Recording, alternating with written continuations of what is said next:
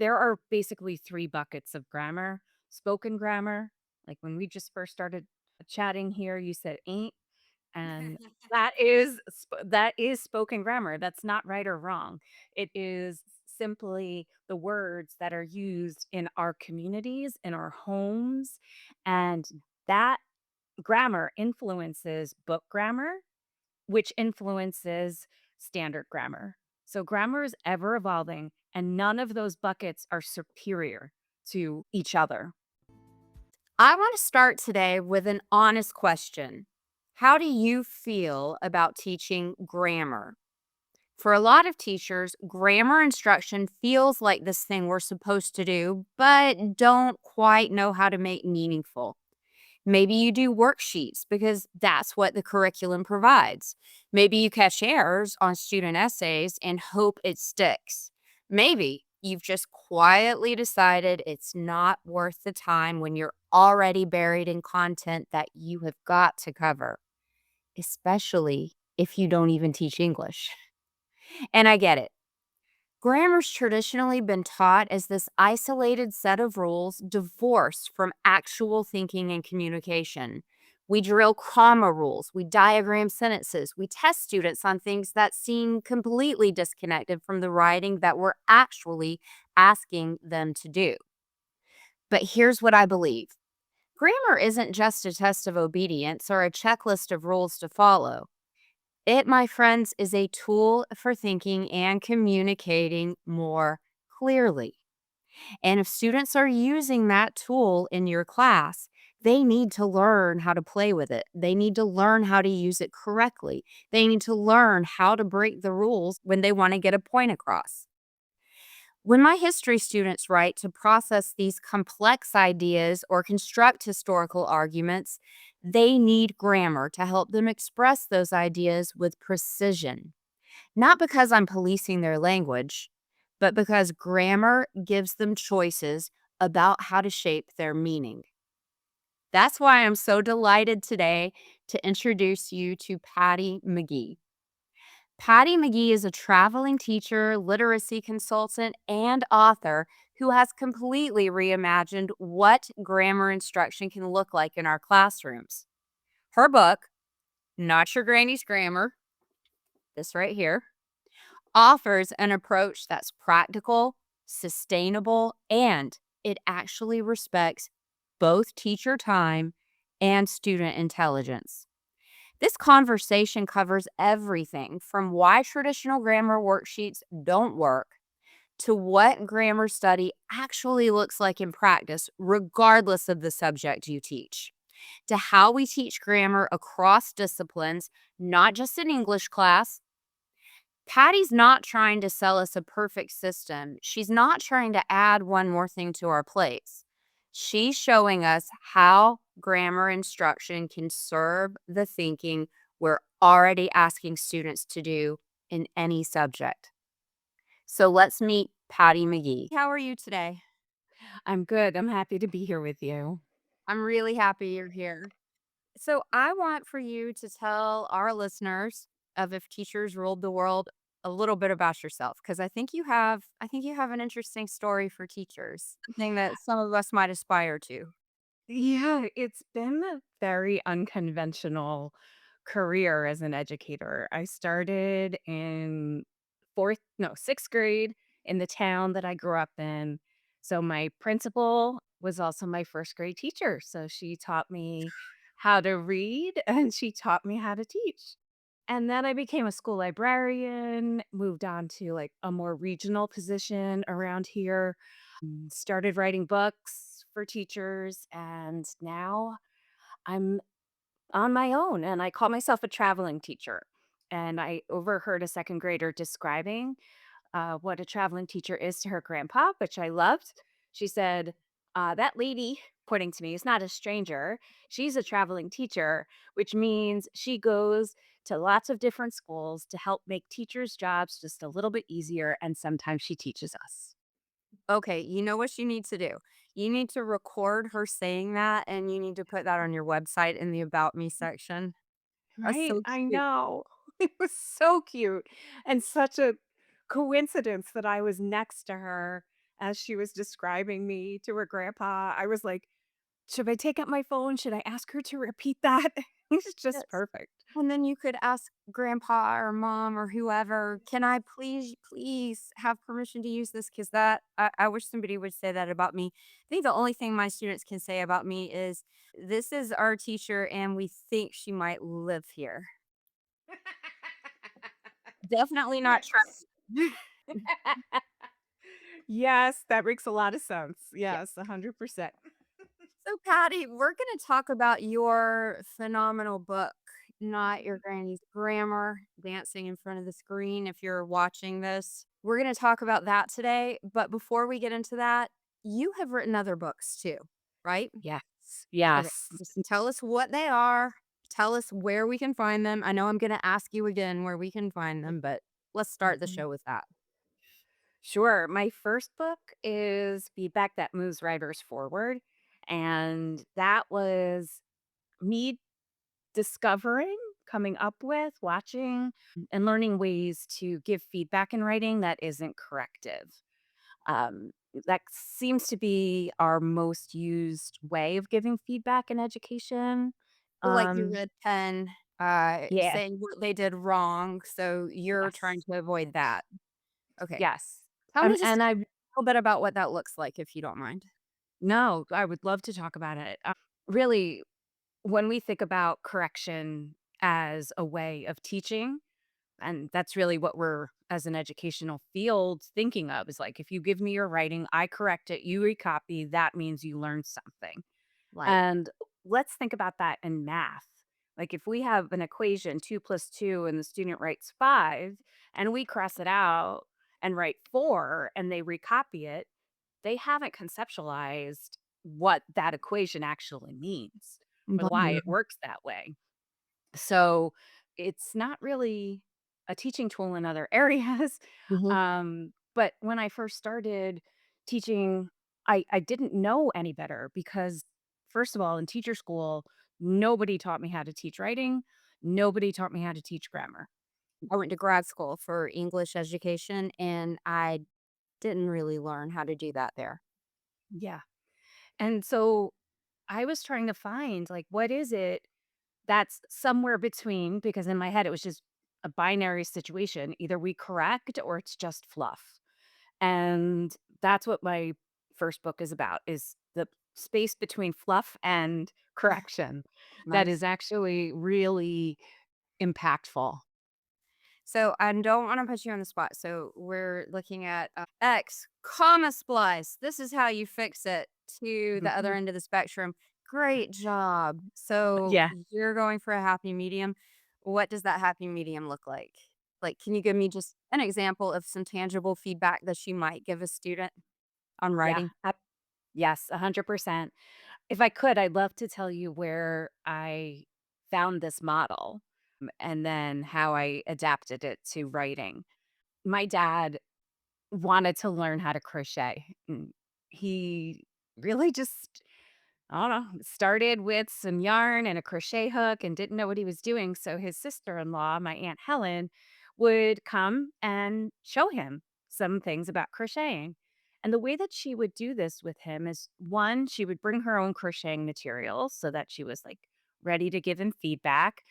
And she would ask him to describe what he's done. He only crocheted blankets. So whatever he was doing with the blanket, only genre is blanket. It's better And than so me. she yeah, me too. And so she would look at his blanket and he'd probably say something self-deprecating about what was wrong with it, but immediately she would point out something that was right with it. So she would say, "Look at right here. Even if there's holes in the blanket and it's crooked and it's, maybe got some things that are kind of unraveling, she would still go to something that's strong. Like, you must have been counting your stitches here." So she would always start with that, and it didn't take long. It was just not even 30 seconds to say, "Here's a place that's strong. Here's what you did. Keep Um, on doing that." And then instead of saying, "Give me your blanket, let me fix the holes for you." And now because I fixed the holes for you, you're gonna be able to fix the holes too. Mm-mm. She said, "Let's work on fixing holes today. In fact, she would say, because you've been counting your stitches, you're ready to work on the holes. So it's like an invitation. It's still the same approach as like we want this fixed. We're not fluffy and like, oh, just keep the holes. It's cute. It Yeah. is, here's what you did that's strong. And because of that, you're ready to fix the holes. And then she would say, here are the steps to do that. Watch me as I use my own materials, my own blanket that may have a hole in it. So she's mom. And yes, exactly. Modeling step by step, not asking any questions, not saying, "What do you think I should do with this hook?" Well, obviously, he doesn't know. So we don't need to ask any questions. We just need to get right to it and say, "Here are the steps. Watch me as I do these steps. Here are the steps you just watched." And then he would try, and she would coach a little bit, maybe even leave a little like note on how to remember to fix the hole. And then he would be on his own trying it. And then the next time she visited, she'd take a look and she would show him, "Yeah, look, you fixed the hole here, here. This one's a little bit more challenging. So let's work on that. I have to show you something different." And so that type of feedback year after year after year just set my father up for success. I just am like looking in my second book right now because I Mhm. have a really fabulous picture of my Aunt Helen sitting with my father, and then my father, I don't know if you could S see it right there. Oh, I can see that. Yeah, Yes. Oh, and that's then this is right? And then this is him later where he didn't need Aunt Helen. He's holding this huge blanket that he had made for a friend who was having a grandchild, and that was with that type of feedback over years, made him not just a proficient blanket maker, but a very confident one, and that is a big deal when it comes to writing. So if we yes. just take that same model and that same approach. Now, my Aunt Helen was not a teacher. I mean, she taught my dad to crochet, but she's not a teacher by trade. So that is in us naturally to respond, to look first at the writer and say, what can I tell you that's strong? And what can I offer you as a next step to continue to strengthen your skills? So in a nutshell, that's what that book is all about. So, the book that you were just talking about, give us the title one more time, please, and then I wanna know what your second book was called. Yes, the first book is Feedback That Moves Writers Forward. Okay. I am going to make a note of that because I want that book. And what's the second one? And then the second one is Writer's Workshop Made Simple, 7 Essentials for Every Classroom and Every Writer. And I know the word workshop these days is got a little bit of a bad rap, but I want to say that even the people who are very much against reading workshop are not against writing workshop because it does work because it has all of the research components in it of process writing, of time to write, of timely feedback, of peer conversation, and those are the simple ingredients, and that's what that second book does. It just, like, simplifies and puts into practice the research that primarily comes from Stephen Graham and Karen Harris, who've done decades worth of research around writing instruction. Okay, so I'm definitely gonna link to your books in the show notes, but I'd like for Thanks. you to also tell us where we can find them. Yeah, they're all available on Amazon. The Feedback That Moves Writers Forward, and then my 3rd book, Not Your Granny's Grammar, that is available on the Corwin website. Yes, that one. Just corwin.com, and if you choose to purchase them from there, if you use the code SAVE20, it'll give you free shipping and 20% off. Nice. I will definitely put that in the show notes. Save 20, free shipping, 20% off. We like Mhm. discounts. We're teachers, Yes. right? Okay, so Exactly. let's start with the one that I have read. And that as a social studies teacher, because I taught English for 6 years, but I've taught social studies for 20 years. Mhm. I can use a lot of these resources in my social studies classroom. And I think that's fantastic because writing is not just a tool of English, it is a tool for all disciplines. And what I love about your book, Not Your Granny's Grammar, is that it acknowledges that. That's fantastic. So tell me why grammar instruction needs to change. Why does it need to change before we get into anything else? Traditional grammar instruction where it is identification almost as a gatekeeper to grammar learning. Like, I know Right. I've probably said it, but I hear time and time again, if they don't know nouns, they can't identify a noun, how are they going to use them? Kids are using nouns all the time.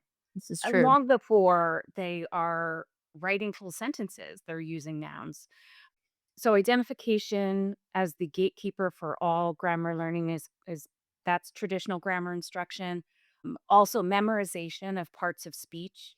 That's not that helpful because of the fact that there are many words that are different types of speech at the same time. There Yes. are words that right?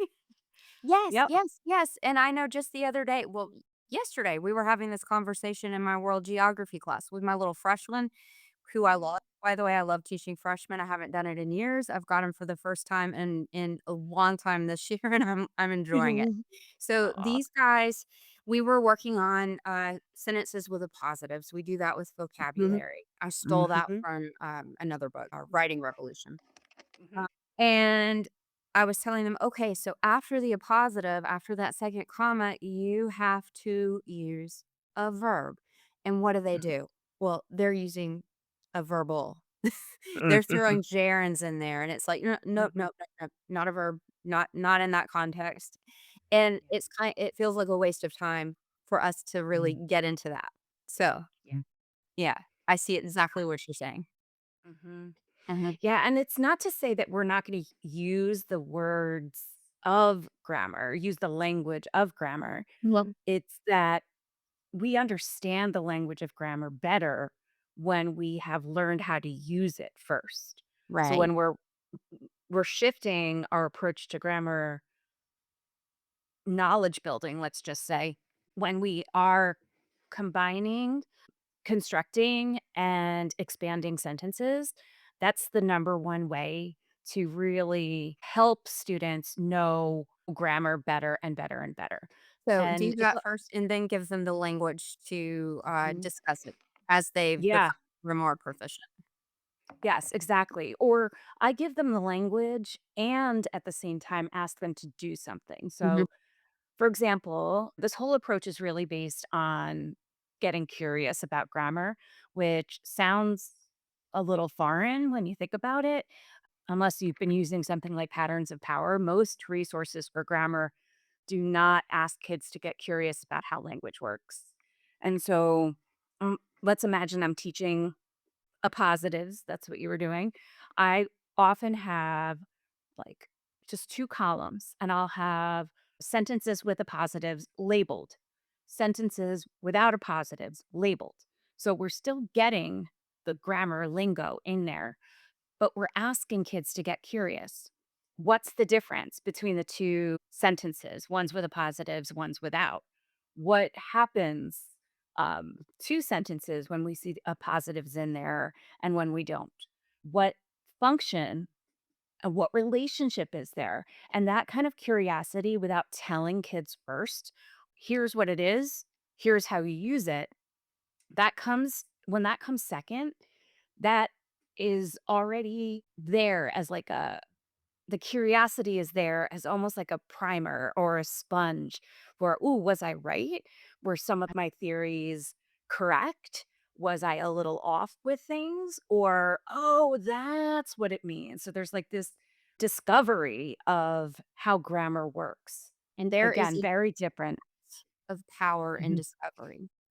Yeah. That it is discovery is empowering. So, I Yes. love that. I absolutely love that. So, let me ask you what grammar study Mhm. actually looks like. If we're using that, there's a lot of activities in here. I mean, this Yes. you can really use for any subject. So, what does that actually look like? What does grammar study look like in your book? Yes. Well, first, if it's a full on grammar study, it's a comprehensive unit around some related concepts in grammar. One of the tricky parts of learning grammar in the more traditional way is it was very isolated. Like, let's look at nouns. Right. Now, today we're going to look at verbs. But really, if we're looking at nouns and verbs together and how they function together and how we have to create agreement with them, it makes so much more sense. And we had something to compare it to. So, in a full grammar study, and this I would say would be for anyone who is teaching grammar in their subject area, but we can still teach grammar in tinier ways in areas like social studies, science, and other places. But for your, say, English language arts teachers, grammar study would be taking related concepts. We recommend always starting at the sentence level. So the first unit of grammar study, no matter when you start this, would be simple, compound, and complex sentences. And at first, we look at them, quote unquote, in the wild. We look at how authors have used these simple, compound, and complex sentences with mentor texts, basically. But what we've done is we've gone in and already identified them. So, for example, the simple sentences might be in plain text, and the compound sentences might be in italics, and the complex sentences might be underlined. So we already know. We're not trying to identify which are which. We've done that already for them so that they can really get curious about how do authors play with sentences and the sentence structure. And Well, then in that's the social first. studies, you could do that with a primary source. Wouldn't that be Yes. amazing? Yes. I You might can try do it. that next week. Yes, that's great. And also know that anything that's been written without intentionally following the grammar standards, whatever standards you're following at each state, because they do differ, often don't fully align with the standards, even primary sources. Or maybe I should say, especially primary sources, because grammar evolves. Yes. And there's a big difference, especially if you're teaching social studies. You know how language sounded different Oh, a yes. 100 years ago versus now. Oh, yes. So, yeah. So, we also want to make sure that if we are comparing certain types of sentences, that we can also say, well, this one is unique because it is not really a sentence, but that's for, effect. Mhm. And that's how an author might use this for effect, or how they did back during the historical period as a way to influence others in thinking about a particular period of time that they were experiencing. Jane Austen and the M dash. It is all Yes. over the place in Jane Austen. I've got an episode about that one, not Jane Austen, but about the M dash and Chat GPT and how it's changing the way people think of it, which is kind of sad. It Um, is so sad. it is because I the M like dash is the dash. so useful. Yeah. What about and what we just talked about? Because I kinda have a loose list of topics I wanted to cover, and I was gonna ask you about cross-curricular application, but we just talked about that for social studies. Mhm, I'm mhm, curious because I'm a huge proponent, and I've written about this many times, I've said this many times. If you're going to use a particular medium, you should use it correctly, or you should be aware of how to mhm, use it, and part of mhm, that is, like you were saying, knowing when to break the rules, when mhm, to break the rules for effect. So mhm, I do believe that if students are writing in any subject, that is the mhm, correct place to teach grammar, which is the mhm. tools of writing, right? Yes. So can you think of an example for me? I believe there were lots in your book from other subjects. There were. Tell me something from math or science Mm. that you could use this for. Yes. So, one of my favorite exercises for students, especially sparking curiosity and having deliberations and discussions about grammar, are content specific sorts. So, just to get basic here, a sort is you create a grid on a document, and then you put whatever word or words you'd like to put into that document. And then you have a certain thing in mind that you want to focus on. So, for example, I'm going to give you actually a social studies example Mm. because I had done this with a seventh grade social studies class where we were introducing ancient China, and we decided to do a sort with them. And we put in phrases and clauses that were content specific to ancient China. And then we asked kids just to start off by making their own categories and sorting these now, like, I guess, little cards into their own categories. So one group did good, bad, mid. So I loved it. Then we challenged them to sort them into phrases and clauses. And of course, had to give a little reminder definition of what phrases and clauses are. So then kids are sorting into phrases and clauses and once again engaging with the content, looking at the nouns, looking at the proper nouns, looking at the verbs, and closely studying content, the lens of or the structure of grammar. And so it's just a win win. And it's also free. And it's There's nothing we brilliant. have to do. Yeah, there's nothing we have to do. So if you choose any subject, math can, certainly be, I mean, we could do nouns, verbs, and those that can act as both in any subject area, just using the words that are very common, or it can be with content. And we can sort according to any grammar rule that we'd like to. It's really a wonderful way of building dialogue. First of all, kids are doing this in partnerships or trios. So it's building dialogue about the content and it's deliberating over where things belong. And then in our minds, students' minds, they have something to compare it to. And that comparison is just sticky glue for remembering the content. Right. Right. So you're killing multiple birds with one stone, or Yes. you're teaching many concepts with one activity. I love that. I was going to say, and just a little pointer if you do decide to do this, you only need one set for every partnership or trio, but before you cut them, turn them over, color them on the back in your own unique color, like could be green, and then this one is green and yellow, so that when they fall on the floor, not if, because it's when, Right. you know which group it goes back to. Yes, I have not done that in the past and sworn to myself that I would. And then I'll find just a random little card on the floor and Mhm, yeah, so I need to start doing that. Because you mhm. spend all this time laminating and cutting and getting things ready, and then you don't know which set it comes from when you find Yep. the random card on the floor. Let's talk a little bit about the time reality for this. Teachers are definitely overwhelmed and they're buried in their own curriculum. And I think that, you were getting at it when you were talking about all of the different things that that card sort did. It forced students to work with the content, to dialogue about the content, and to learn these grammar skills. And so Mhm, I can see that there is time for this.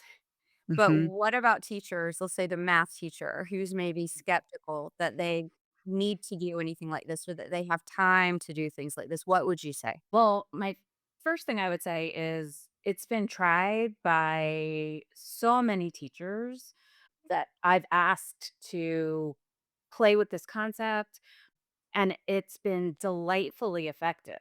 So we can trust that it's a practice that number one doesn't take a lot of time, but has a strong return on investment.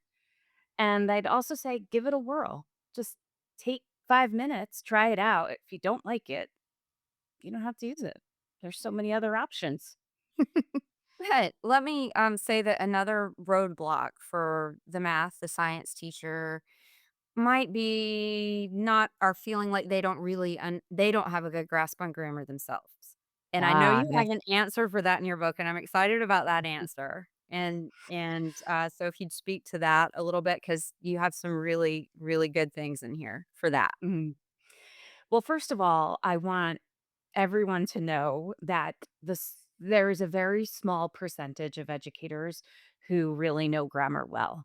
And that's because they learned in the methodology of the traditional grammar approach. And I respect them. And if anybody's read The Giver by Lois Lowry, I feel like those teachers are the giver in The Giver, like bequeathing the grammar memories Or over to us. yeah. That said, the majority of us in my experience, I haven't done a full-on research study of this, so it's all anecdotal, but the majority of teachers do not feel comfortable with grammar. So don't feel They Yep, don't feel exactly, exactly. I just did a presentation in New Orleans about this, and I started off with that, and you could feel the energy in the room of, like, an exhale. yes. Like, people just were like, "Okay, Oh my alright, gosh, am I." I gonna have to sit here and pretend like I get it when I really don't? Right, Yes. exactly. So to be gentle on ourselves, to know that there are many resources where if we don't know the answer, it's there's a place to find it. But sometimes we're better off with a beginner's mindset when it comes to the teaching of grammar. Because if we don't know the answers, we can get curious with the kids and we can find out through exploration, like long before Googling. I know that I had a student ask me once when I was teaching prepositional phrases. He said, "Does this make if you add a prepositional phrase, does that make it a complex sentence?" And instead of just saying, "No, not necessarily," we looked at simple sentences and complex sentences and looked for prepositional phrases, because I had already given them the prepositions to look for. And then we realized, no, you can have prepositional phrases in simple sentences as well as compound sentences as I well as love complex sentences. So that gives it the student the power of the epiphany, Mhm. and Yeah. that also is an avenue for you building a relationship with the student, Yeah. isn't it? You're discovering together. Yes. And then I think the most one of the most helpful resources in our book is the grammar refresher that my co-author Tim Donahue wrote.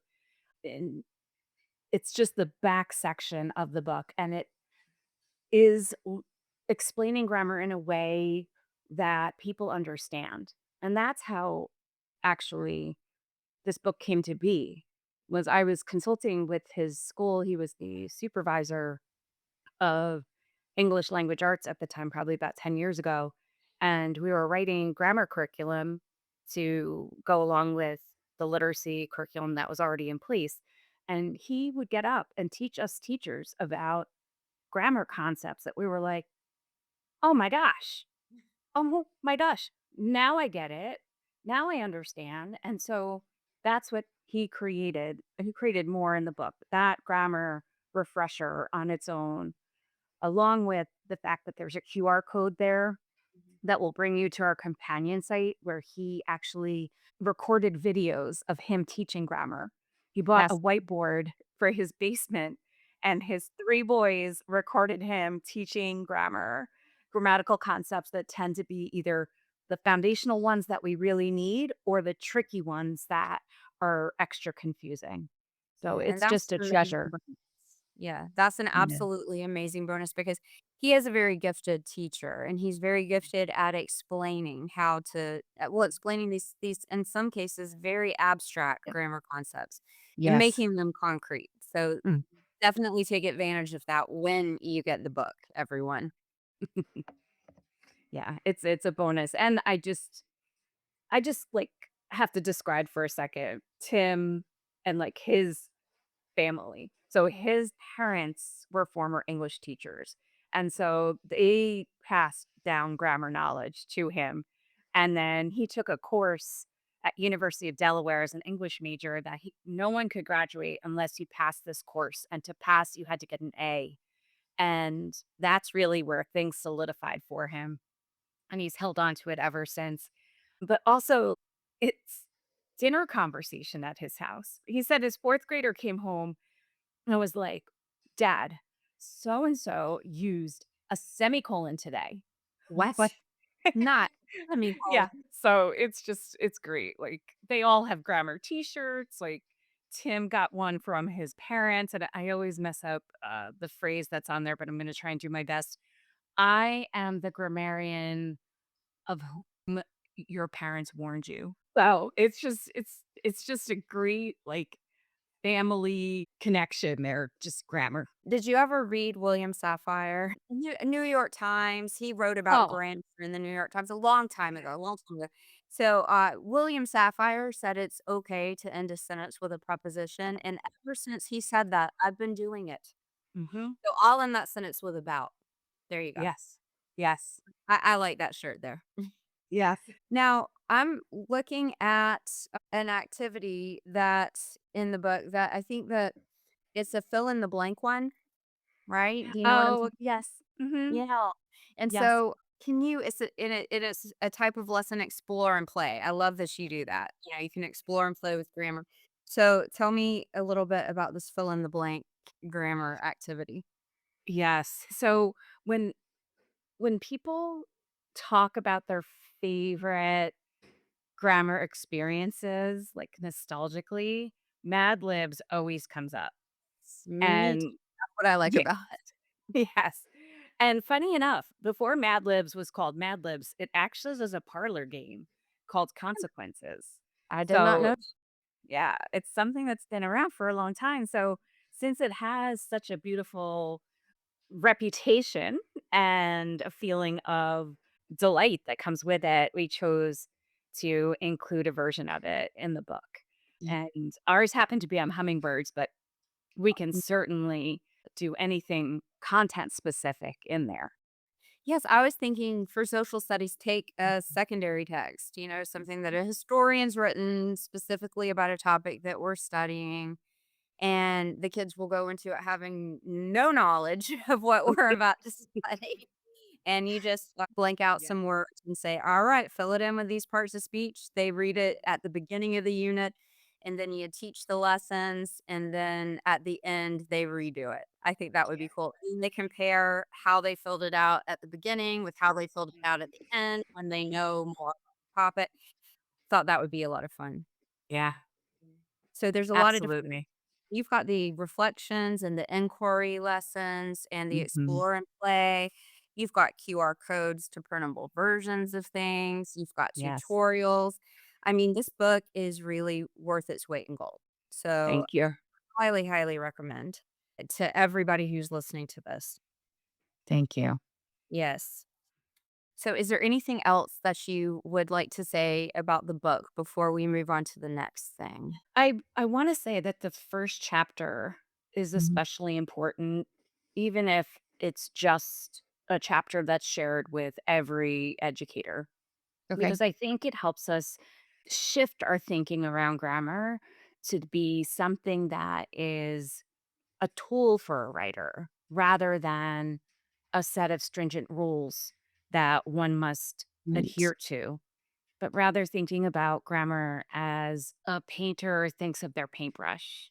That I when love we learn standard grammar, that we choose to use standard grammar if our audience is expecting that. So if we're writing something very academic, we would be using standard grammar. But if we're writing something where the audience changes, and that's often why we see in book grammar that it's not always adhering to standards, then we do that intentionally. And also, just something to think about. There are basically three buckets of grammar: spoken grammar, like when we just first started chatting here, you said ain't, and that is spoken grammar. That's not right or wrong. It is simply the words that are used in our communities, in our homes, and that grammar influences book grammar, which influences standard grammar. So grammar is ever evolving, and none of those buckets are superior to each other. And That's there's great. a belief system that some are, and that is simply not true because grammar is ever evolving and influencing other areas of grammar. So that's important to think about. Yeah. And I've always said, you know, I will use ain't until they give me a better contraction for am not. I am it. I mean, think about it. Am I not going to the movies? Aren't I going to the movies? That doesn't make sense, but it's No. correct, right? So Mhm. give me a contraction that makes sense for that. Yeah. And they're ever evolving. Like I said, Mhm. there's new words added to the dictionary every year. There's the style guides that are out there get revised every couple of years. So it's not something that stays as it is. And in fact, in the first chapter, I have a little chart there where it was comparing some 16th century, 17th I like century, that. 18th Yes. century, 19th Yes. century, 20, yep, all the way up and through so that we could see just examples of how authors, because all of them were authors or are authors, and how the language has evolved over the Right. years. Well, and my husband used to be an actor, and he did a lot of Shakespeare in Atlanta. Mm, And so I just fell in love with going to see the plays. mm, And they're so much more fun to see than they are to read, even though I like yes. reading too. But Mhm. Shakespeare played with the language. I Yeah. mean, he had a field day with the language, and that's one reason why I think, especially the comedies, they're just so much fun to go watch. Yeah. Absolutely. Well, all right, Patty McGee. This is If Teachers Ruled the World, right? And you are our resident traveling teacher. So now it has come to the point in the show where I have an incredibly important question to ask you, your teacher law. If you could come up with, just wave your magic wand and pass any law, any education policy, what would it be? It would be funding our schools as if they are the most valuable part of our society, meaning our teachers are upheld, our schools are places of learning for everyone, for obviously students and teachers and community members. And it's never due to a lack of funding that we're missing something, that we don't have the thing that we most want. Yes. Yes, and that is so true. You know, when I think about what goes on day to day in my school, and when we talk about things that we'd like to do for our students, but we just don't have the funds. And then when I see teachers, and of course I do it myself, and I know you've done it yourself, just dig into their own pockets to purchase things that are going to make instruction better.